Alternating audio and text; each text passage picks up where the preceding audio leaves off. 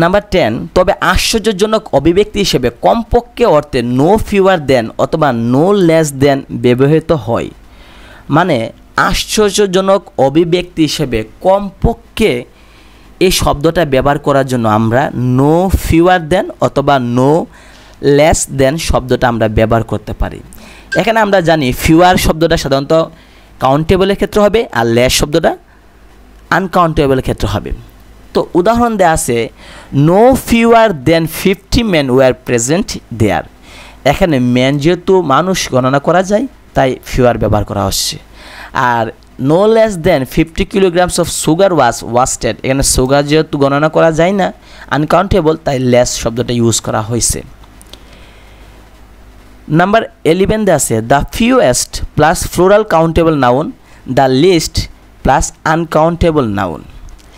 এখানে বোঝানো হচ্ছে যে আমরা তো জানি ফিউ শব্দটা সাধারণত কাউন্টেবলের সাথে হয় আর লেস্ট মানে আসছে লিটল থেকে লিস্ট আসছে লিটল লেস লিস্ট, তাহলে লিস্ট শব্দটা সাধারণত লিটল থেকে যেহেতু তাহলে আনকাউন্টেবল নাউনের সাথে ব্যবহার করা হবে।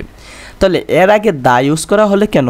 কারণ আমরা জানি পজিটিভ কম্পারেটিভ সুপারলেটিভে আমরা জানি দা অথবা ওয়ান অফ দ্য ইউজ করা হয়, দা অথবা ওয়ান অফ দ্য ইউজ করা হয় সুপারলেটিভের সূত্রে।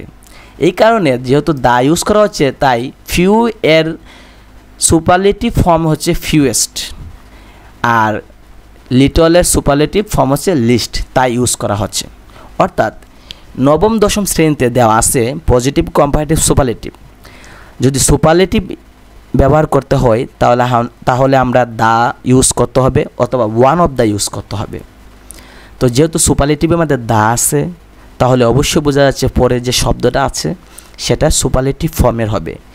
ফিউ এর সুপারলেটিভ হচ্ছে ফিউয়েস্ট আর লিটলের সুপারলেটিভ হচ্ছে লিস্ট, এই অর্থে ব্যবহার করা হয়েছে।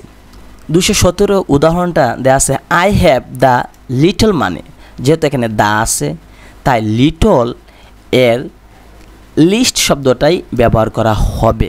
কারণ ব্র্যাকেটে দেওয়া আছে লিটল, এখানে স্লাইটেস্ট শব্দটা হবে না, লিটল তো লিটল হবে না কারণ দায়ের পরে লিটলের সুপারলেটিভ হবে, লেস শব্দটা হবে না, সুপারলেটিভ হচ্ছে লিস্ট।